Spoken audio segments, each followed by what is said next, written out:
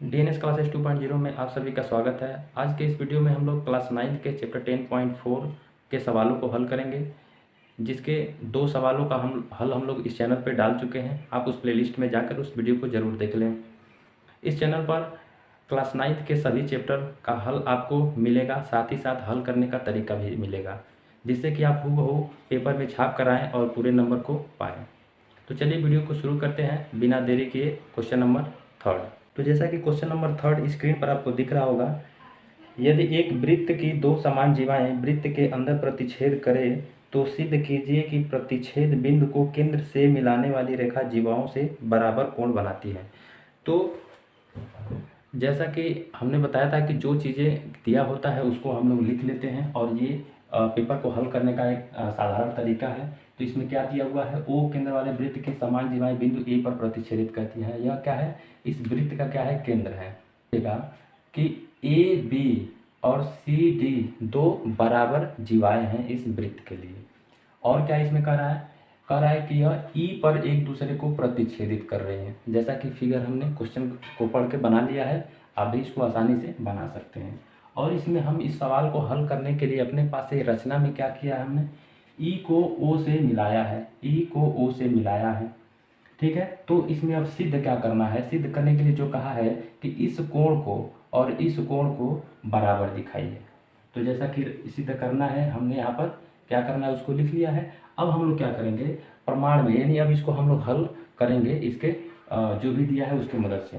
तो हम लोग लिखेंगे यहाँ पर ओ एन लंब है किस पर, ए बी पर। तो लिखेंगे ओ एन लंब है ए बी पर, जीवा ए बी पर। और क्या है, और क्या है, ओ एम लंब है, ओ एम लंब है किस पर, सी डी पर। ठीक है, अब जब इतनी बातें हो गई तो हमने पिछले सवाल में आपको पढ़ाया था कि अगर केंद्र से जीवा पर खींची गई रेखा उस जीवा का क्या होता है, लंब होता है। तो उसी चीज़ को हम लोग लिखेंगे। और लंब होता है, साथ ही साथ क्या करता है, इस जीवा को बराबर बराबर भागों में विभाजित करता है। तो उस चीज़ को हम लोग लिखेंगे कि केंद्र से जीवा पर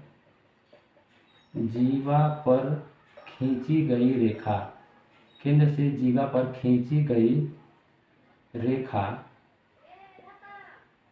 केंद्र से जीवा पर खींची गई रेखा जीवा पर क्या होती है, वह लंब होता है, जीवा पर लंब होता है, जीवा पर लंब होती है या होता है, कोई दिक्कत नहीं है उसमें। ठीक है, अब जब इतनी बातें हो गई, इससे हमें क्या लाभ हुआ कि यहाँ पर एक 90 डिग्री का कोण बन गया या। ठीक है, अब हमें इन दोनों कोण को बराबर दिखाने के लिए यहाँ पर इन दोनों त्रिभुज को क्या करेंगे, हम लोग सर्वांगसम सिद्ध कर देंगे। अब इसके बाद आपको क्या करना है कि लिखेंगे त्रिभुज ओ एम लिखेंगे ओ एम ई और त्रिभुज ओ एन ई। ठीक है, अब इन दोनों त्रिभुज को हमें क्या करना है, सर्वांगसम सिद्ध कर देना है। तो लिखेंगे इसमें यह क्या है, बराबर दूरी का, यह बराबर दूरी पे क्या है, केंद्र से जीवा पर खींची गई जो दूरी होती है वो बराबर होती है। तो लिखेंगे कि ओ एम बराबर ओ एन हो जाएगा, ओ एम बराबर ओ एन हो गया। यह क्या है, केंद्र से खींची गई जीवा पर, समान जीवा पर खींची गई समान जीवा पर दूरी। ठीक है, तो यह क्या मिल गया, एक भुजा बराबर मिल गया। और देखिएगा इसमें ओ ई बराबर ओ ई हो गया। और दूसरी चीज़ क्या है, यार कोण भी क्या है, बराबर। इस कोण को ही हम लोग लिख लेते हैं। तो लिखेंगे ई एम ओ, कोण ई एम ओ बराबर कोण ई एन ओ, कोण ई एन ओ।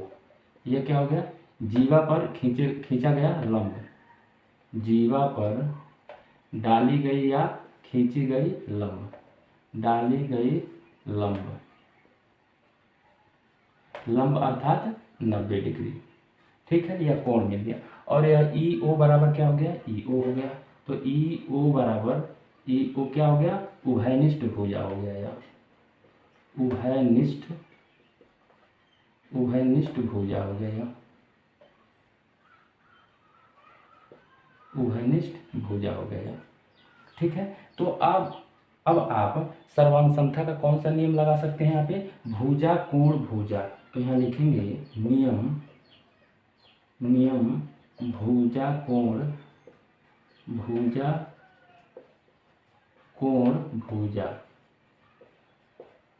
कोण भुजा से क्या हो जाएगा, त्रिभुज ओ एम ई सर्वांगसम त्रिभुज ओ एन ई। अब जब यह दोनों त्रिभुज सर्वांगसम हो गया तो हम लोग कह सकते हैं कि यह कोण और यह कोण क्या है, बराबर है। तो लिख देंगे इस प्रकार, कोण एम ई ओ बराबर कोण एन ई ओ हो गया। ठीक है,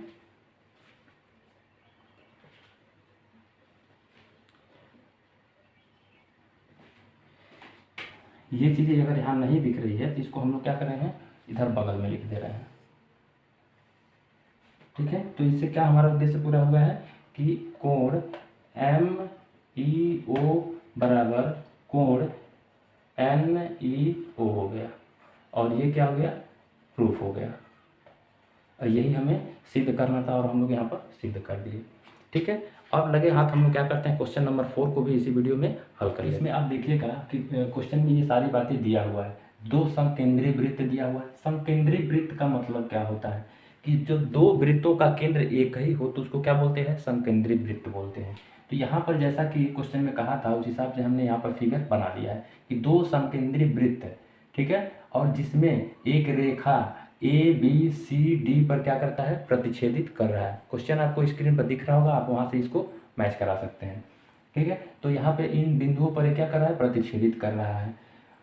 तो अब हम लोग क्या करेंगे, इस क्वेश्चन को इसमें सिद्ध क्या करना है कि ए बी बराबर सी डी, यानी यहाँ से यहाँ तक की दूरी और यहाँ से यहाँ तक की दूरी को क्या है, आपस में बराबर है। तो इसको हम लोग बराबर दिखाने के लिए कुछ अपने पास से रचना करेंगे।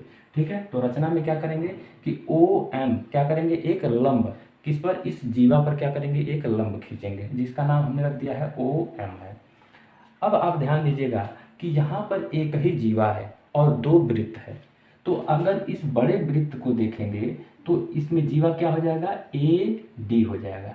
ए डी क्या हो जाएगा, इस बड़े वृत्त के लिए एक जीवा हो जाएगा, और उस पर क्या है, यह एक लंब है। तो लंब जब जीवा पर डाला जाता है तो उस जीवा को क्या करता है, बराबर बराबर भागों में विभाजित कर देता है। ठीक है, तो ये हो गई बड़े वृत्त की बात। अगर छोटे वृत्त में देखा जाए तो यहाँ पर जीवा क्या है, बी सी। ठीक है, तो यहाँ बी सी एक जीवा हो गई और इस पर लंब क्या हो गया, ओ एम हो गया। तो ओ एम क्या करेगा, इस बी सी को बराबर बराबर भागों में विभाजित कर देगा। ठीक है, इतनी बातें हमने बहुत सारे वीडियो में जिक्र कर चुके हैं हम लोग। अब हम लोग क्या करते हैं, इसको हल करना प्रारंभ करते हैं। यहाँ चूंकि अब सबसे पहले बड़े वृत्त को देखा जाएगा तो यहाँ पर क्या है, ओ एम लंब है सी ए डी पर, लिखेंगे ओ एम लंब है सी डी पर। ठीक है, अब यह कैसे हुआ है, यह रचना से हुआ है। यह रचना से हमने यहाँ पर लंब को बनाया है, तो यहाँ पर लिख देंगे रचना से। ठीक है, ठीक है, अब जब यह रचना से हमने इसको लंब बना दिया तो यह क्या किया, इस ए डी को बराबर बराबर भागों में विभाजित कर दिया। तो यहाँ से क्या निकल कर आएगा कि ए एम बराबर एम डी हो जाएगा। इस प्रकार ए एम बराबर, यानी ये ए एम हो गया और एम डी हो गया, ए एम बराबर एम डी हो गया। ठीक है, इसको हम लोग क्या करते हैं, समीकरण पहला कर लेते हैं। अब अगर छोटे वृत्त में आते हैं तो इसमें देखिएगा कि बी सी क्या है, एक जीवा है और उस पर ओ एम क्या है, लंब है। तो लिखेंगे कि ओ एम लंब है किस पर, बी सी पर, बी सी पर। तो इससे हमें क्या फायदा होगा, इस प्रकार हम लोग कह सकते हैं कि बी एम बराबर एम सी हो गया। तो बी एम बराबर एम सी हो गया। अब यह क्या हो गया, यह दूसरा समीकरण हो गया। अब देखिएगा, अगर यहाँ से यहाँ तक की दूरी में, पहले इसको आप देख लीजिएगा कि यहाँ से यहाँ तक की दूरी में से अगर इतनी दूरी को घटा दिया जाए तो क्या बचेगा, ये बचेगा। तो इसको हमने क्या लिखा है, ए एम, यानी ए एम में से बी एम को घटा दिया जाए, यानी ए एम में से इस बी एम को घटा दिया जाए तो क्या बचेगा, ए बी बचेगा। ठीक है, तो अब हम लोग क्या करेंगे कि पहले समीकरण में से दूसरे समीकरण को घटा दिया जाए, तो लिखा जाएगा समीकरण पहले में से दूसरे को घटाने पर, ठीक है। तो पहला क्या है समीकरण, ए एम है, यानी ए एम माइनस क्या करेंगे, बी एम करेंगे, माइनस बी एम बराबर एम डी है माइनस एम सी करेंगे। ठीक है, तो A M minus B M, यानी A M minus B M करेंगे, क्या बचेगा, ए बी बचेगा, बराबर M D minus M C, M D minus M C, इसको घटा देंगे क्या बचेगा, सी डी बच जाएगा। तो यहाँ पर क्या हो गया, सी डी हो गया। और यही हमें सिद्ध करने के लिए कह रहा था और हम लोगों ने यहाँ पर इसको प्रूव कर दिया, यानी सिद्ध कर दिया। ठीक है, तो आशा करता हूँ कि ये सवाल आपको समझ में आ गए होंगे और इसके वजह से इस सवालों को हम लोग अगले वीडियो में लेकर आएंगे, क्योंकि वीडियो ज़्यादा बड़ा ना हो जाए और आप बोर ना हो, इसकी वजह से हम लोग छोटा वीडियो बनाते हैं। और आशा करता हूँ कि ये आपको समझ में आया होगा और अच्छा भी लगा होगा। तो वीडियो को देखते रहिए, वीडियो पे देखने के लिए धन्यवाद।